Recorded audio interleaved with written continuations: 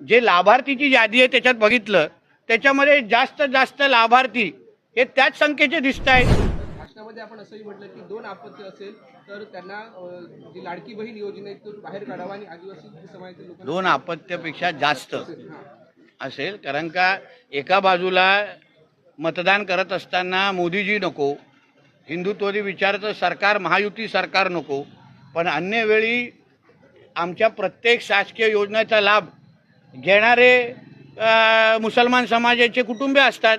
मग तुम्हाला अगर तुमचा धर्मच महत्त्वाचा असेल मग तुम्ही लाभ कशाला घेता?